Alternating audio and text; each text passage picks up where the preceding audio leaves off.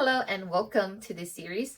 The lessons that I've learned in the 5 years of being married to Mr. Oliver.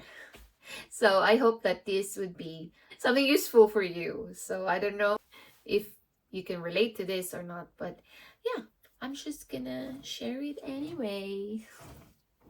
So it's a bit awkward talking in front of a camera, and I have not prepared anything for this. I just came home from a date with friends, and I suddenly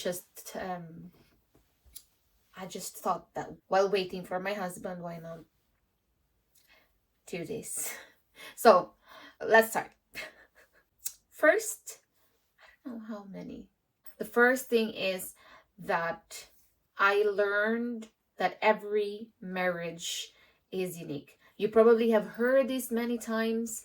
As for me, I learned it personally that I have heard and listened to stories about friends and relatives and families who talked about their marriage, and I am sure 100% sure that my marriage is unique, and that actually speaks a lot for every marriage, because it's easy for us to look at a friend or maybe a famous couple, and it's easy for us to say that, oh, how I wish that my marriage would be like that, and compare your marriage to their marriage as if their marriage is like the ultimate perfect example. In my marriage, I have learned that our uniqueness, individual uniqueness, our partnership is also unique, and that made me feel kind of comfortable to say that we don't have to be like anybody else. Though there are actually, of course, there are like general principles in marriage that we can, of course, follow and learn from, but there are things that we also experience that other couple might not have experienced. So our marriage is unique, and I don't have to compare our marriage to any other marriage, and that I don't have to kind of follow a certain frame. Certainly, there is no one frame that could fit all. And the second one is in every relationship, it's very important to have a good communication. Communication is the key, as what they say. So just maybe add something to it. Like, communication is the key, but how you communicate is also rooted from, for example, how the person is or how he communicates. Or I think that's also one thing that every couple should consider. Like, for me and Jeff, we have two different styles, I would say. Communication is embodied with a lot of factors, like the tone, the words, and even the gesture and all. So it's quite complicated. Of course, you're different individuals who met each other at a stage where you're already adult. That's one challenge that I have encountered, we both have encountered, and learned to meet in between. Like, at first, it was hard for me because we quarreled a lot just because I thought that he was raising his voice because he was angry, but he wasn't. So one thing that I have to consider, that he has not naturally have this voice that, parang nakikipaglaban. Parang nakikipagdigmaan. That's over the top. But I have learned that we both have our own individual way of expressing ourselves, or ways of communicating our emotions, our opinion. He has his own ways and I have mine. And he also have learned it, I guess. So the first one was that every marriage is unique. Second one is that communication is very important. How we communicate to our partners is also very important. That we learn each other's language in a way, or ways of communicating. Number three, You should have different interests, different individual interests, but of course, find something in common that you can enjoy spending time together. For him, he loves, of course, basketball is life. So for me, I actually love just spending time alone, reading, and just writing my thoughts down. So it's kind of boring for him because it's very adventurous. But as for me, basketball is also like too much to handle because it's too physical. So we are kind of, well, not kind of, but we're different in that way. But we both love to spend time together, just watching a series on Netflix. We he actually learned to like, I don't know if he really likes it, but he enjoys watching documentaries with me. So that's one thing that we enjoy together as a couple. Number 4 is leave room or space for each other to grow. We've learned in the early stage of our marriage that differences can be a strength or a weakness, but of course it's up to you to choose to make the difference as your strength. One thing that I've learned is that I cannot make him, you know, like transform into someone else. I cannot do that. I just can't, because he is he. He is Jepoy, and I should not force any change at all. There are things that I wanted him to learn or somehow change because I knew it would be best for him to change it, but I can only inspire and encourage him, but I cannot force anything. It's him that decides, of course. It's for him, so he decides if it's something that he wants to take on. This marriage has changed my attitude in that thing, because I whenever I see something that is I think needs to be changed, like for someone that I care about, I am really tough about it. So that's something that I have learned so much. We cannot just fix them, and it's vice versa. We cannot fix each other, but we can be there and support each other, to achieve whatever it is that we think would be best for our partner. The 5th one is, it's okay to say sorry, girl. It's okay.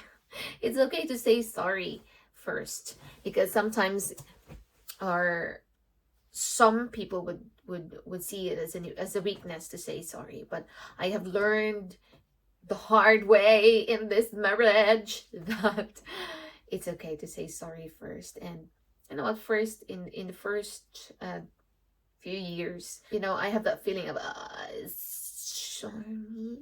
So it was hard to say sorry at first, because I don't think I have done it so often in my life, because I have this principle of, I make sure that I don't do anything wrong to people. I just make sure that I don't do anything that harms other people, so I don't have to say sorry in the future. But of course, you're living with another person you have just met when you're already an adult, so you're kind of adjusting and you're meeting each other every single day. It's not romantic at all, especially for someone that is used to living alone. So sometimes we have, misunderstandings, troubles, and all that. So it's okay to say sorry, girl. It's okay. Fights will happen. An argument is inevitable. We are opposite, but we can be a team. We can use that difference. I think I had mentioned it earlier already, that we are a team, and we can make use of our difference as our strength, and turn it into something that would work for us, not against us. Remember, you are for each other and you are not against each other. So if there is a problem, the problem is a problem and always be a problem. But you are for each other. You are both together against whatever it is that you're facing. 7, marriage matures us. It changes us. Yeah. Learn when to say something. That I learned a lot in this marriage. I have learned to hold my tongue back when I don't need to say whatever it is that I want to say. It is a never ending learning process. Number 8, marriage is a service. And that is something that I struggled a bit, especially because the expectation that society has for women, especially as a Filipino, does not meet my, my principles or how I thought I could give service. For example, I don't really cook. I do cook, but ako lang nakakakain. I can cook for myself, but not for everyone else, not even for my husband, because I know that no one will like it. So, yes, I can serve him in another way. We have different ways to serve each other. We have learned to know each other's strength and weakness in order to serve and to compensate. 9.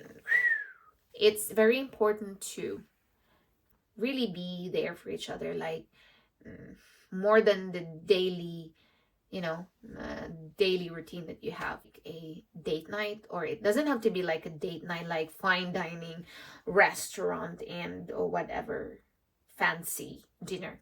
But of course, whatever works for you and for your situation and for your career and your setup. But for us, Jeff and I, we sometimes we do a short walk, like 30 minutes walk together, and we just enjoy each other's company and without any distraction like cell phone. Sometimes he just leave his phone at home, and I actually make sure we have one phone with us just in case for emergencies. So we usually go for a walk for 30 minutes and just talk about many things in life.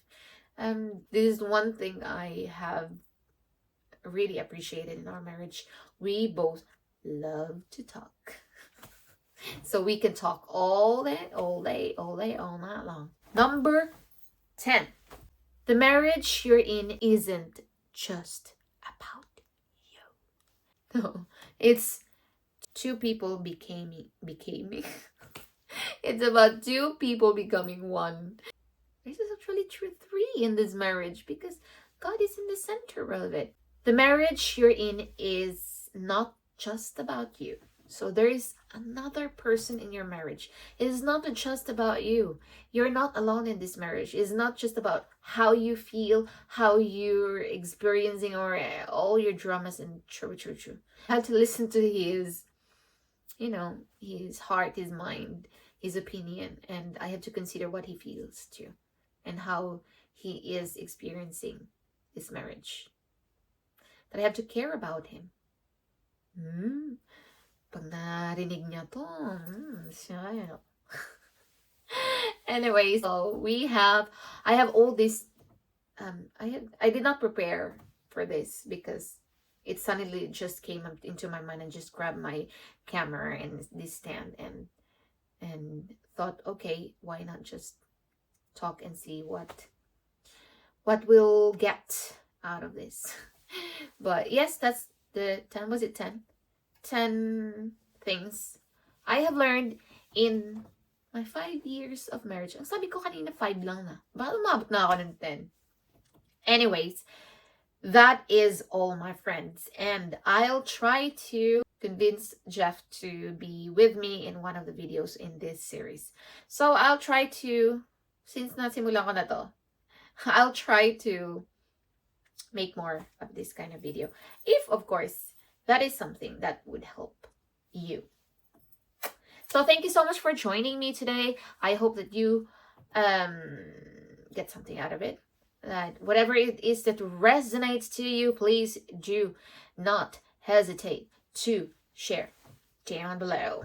Comment down below. So thank you so much for watching. Ingat kayo lagi. Love you guys.